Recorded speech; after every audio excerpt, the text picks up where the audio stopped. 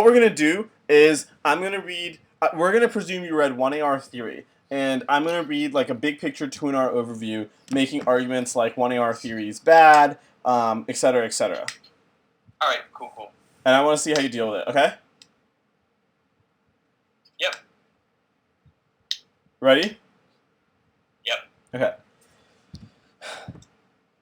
The goal of theory is to assert a fair rule of debate. Using theory in a debate round is contrary to this purpose. A point is that everything within a round is shaped by desire to win, or we wouldn't be participating in a competitive activity. Thus, the rules created are unfairly skewed towards whoever introduces them. Cross-apply their fairness voter. B point is a game cannot be coherently governed by rules established in the process of playing it. This is because a game is defined by the rules that govern it, and those rules are what allow us to determine the winner. However, if the rules are constantly being developed, there's no way for the players to know how to become the winner. C point is theory is supposed to be a fair rule, but the rule that gets established is determined by who does a better job on the theory debate. This is not necessarily the result of the rule being asserted being qualitatively superior. It could simply be the result of the debater having superior strategy or speaking faster. So the project of theory fails. D point is that theory often annoys judges and competitors rather than convincing them that they should change their style of debate. So I'm certainly advocated by that. I'm having to read this instead of engaging in a substantive debate about the issues in the resolution. So if the purpose of theories as establishing the rules is important, vote against them since they are contrary to the establishment of the rules. Even though you're voting on fairness, these harms are unique to my opponent. First is that they isolate links to introducing the theory flow, and he introduced it, not me. Second is I'm not trying to establish rules for the debate. I'm showing how the way he attempts to do so is illegitimate. Next part is 1AR theory bad.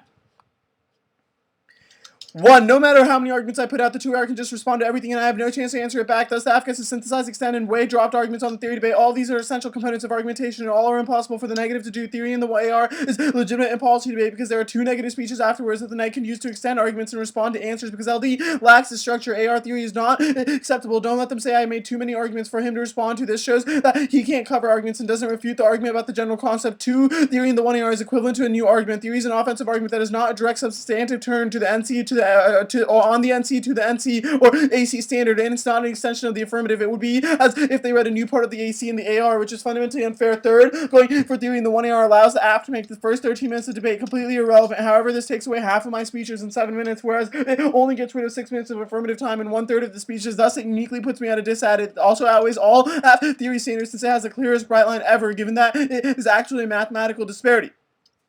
You're going to say that then you can't check back abuse. Several arguments. First, they could have used cross-examination to effectively remove arguments from the flow and expose obvious errors in logic to take out the burdens before even beginning the ARs. 2, they could have outlined what fair negative strategy was in the text of the AC. This would not have been an exhaustive list of preempts. They would just have to have justified the same standards that they are running in the theory shell. If those standards are really that important to them, they should take the time to outline them in the AC. They're going to say that they don't want to waste time on that in the text of the AC. However, if they think that a theory is a waste of time, then you ought to vote against them for wasting our time, taking away a chance to have a fair or educational debate. This is also the only fair way to run theory. Thus, you should vote now. My opponent has already committed the abuse by reading theory in the 1AR. If my arguments make sense to you, sign your ballot now to prevent the 2AR from making responses to this that are impossible for me to answer. So literally vote now.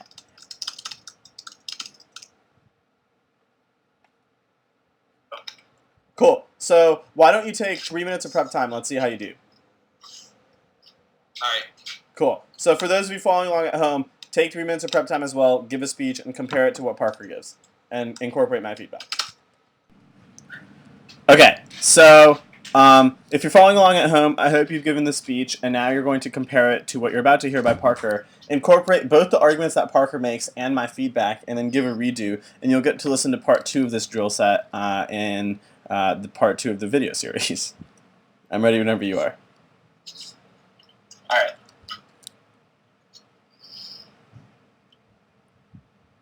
Framing an offensive issues for me is versatile. Is that looking at theory in the one that makes an infinite amount of use and never check back anyone I want to see through, which I was automatically to do any sort of abuse in front of it. It's literally infinite, no way can check back, which means even if the abuse of 1AR is really bad, you can do so. You can do something even worse than the 1C. It's always going to matter. You have done no weighing, so it's also always going to be something that matters first. Second of all, is that all your theoretical arguments self-refuting because the theoretical arguments to reject theoretical arguments means they also indict themselves. You reject 100% of his arguments, they don't apply. Now it's going to line by line. First place is desire to win. First of all, that doesn't mean just because it's based on desire does not mean it's not true. You have not proved that just an second of all, that just means that better the debater, and I have proved it to be that's the same thing on some things are not true, but if you're a better debater, you'll prove it to the first thing. Second, can't coherently define by rules. So first of all, no coherence has no impact, no reason why the impact of fairness education. Second of all, debate is already defined by its construction, is defined by a lack of construction of rules. So construction in our with theory also has like speech time. It's not going to matter in the first place. You say, saying rules not who's necessary, but it just means that the better debater because I'm better at theory than you. You say you're angry, not going to fall follow these norms in the first place. First of all, you assume norms matter, but you're not justified in the first place. No one follows norms, can't verify they exist in the first place. Second of all, theory norms exist because theory norms when they establish good norms, i.e. names bad and plans good, prove that they actually follow people who are winning theory debates because people want to win, not people who are losing theory debates explicitly don't follow norms. I would not risk waffles physical issue because this means a possibility you change your norms reading really obvious so no theory arguments. Then on one error theory about bad. First of all, threatening issue on this is just a reason why I need to weigh against the abuse of the running theory in the person, not a reason to entirely reject the interpretation. Just a certain amount of abuse as long as you're being more abusive, so I'm going to win on the interpretation debate. Now let's go to the line. First of all, you say you can't answer, but first of all, because I had to make new arguments. First of all, judge checks they're not going to allow the new theory arguments that you are, so they're not going to check it back. Second of all, the fact that I only have 3 minutes check this back, so you have 6 minutes to make new arguments. I obviously cannot make enough new arguments. You're just overwhelming the fact that also checks back your time to your arguments. You have 6 minutes to make new arguments. I only have 4 minutes to make new arguments because the one error usually does not go all in on the results. And you say, the one error is zero, which means the rejected. First of all, you're not proving new arguments are bad in the first place. Second of all, I have to have the one because it was something. It was a reaction to the one NC. It's like turns the NC. It's something that is a reaction to the NC. There's no one can have it in the one NC. You say moves your speech time. Both our speech time. First of all, it's reciprocal because including my two because moves the way onto the theoretical. Second of all, you can do it too in the one NC which impacts his back. Now. We have a bunch of things I could do instead. You say I could use charts and this just means I can prove your argument's illogical and not reason why they're unfair or uneducational, so it's not going to matter. You said I could have done it across the nation or the AC, but first of all, there's no way I could do an AC because there's an infinite amount of theory standards, infinite amount of things you can do in the one NC spread. There's no way I could check back this second. It's just waste my time because it's irrelevant. You see, you try to preempt this by saying that wasting our time. That makes no sense because it's not wasting our time anymore because we're putting on this limelight what specifically matters. Now, you say this is a reason to vote now because it's skewed, but this just begs the question if you're winning the argument in the first place. As long as I'm putting good defense on it, it's a reason for I still evaluate my arguments. Okay. I think that in terms of the quality of arguments, they were all pretty decent. I would have put more arguments on your interp should have been in the 1AC. And I would have changed the order of this speech drastically. So your framing issue is probably spot on that no theory in the 1AR means infinite abuse, which outweighs on magnitude. I would not frame it as infinite abuse, though. I don't think that's a persuasive claim, right? Like, abuse is not on a scale of, like, 0 to infinity. It's not like you're going to be abused onto infinity till the day you die or some shit like that, right? So the way I would phrase it is that no theory in the 1AR means I have no recourse against neg abuse, which means that the neg disproportionately wins more rounds than it already does. Yeah. Does that make sense? Frame it more persuasively. I would say something like this. I would say, look, in a world where the negative is abusive, I have some recourse in the sense that I can read theory. In his world, if the AF reads theory, he claims that's abusive. Best case scenario for him, he gets 100% strength of link on that argument. But the problem is that he has recourse against me being abusive, i.e. the 2 and R, which is definitely long enough for him to at least respond to the theory shell. But in a world where he is abusive and denies me the ability to read AR theory, I have no recourse.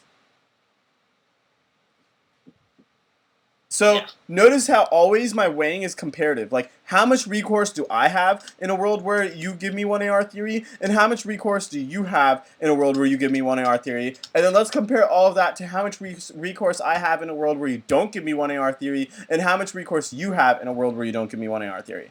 Does that make sense? Yeah. Cool. I think after you make your second argument about being self-defeating, what you need to deal with on the line-by-line, Parker, are first the 2 arguments made after the A, B, C, and D point on, or the first 3 arguments for why theory is unfair. Those arguments are, sorry, so I read 4 subpoints that theory is unfair, right?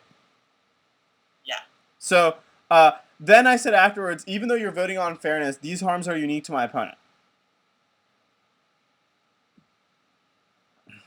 So the arguments that say they're unique to my opponent are responsive to your arguments that these claims are self-defeating.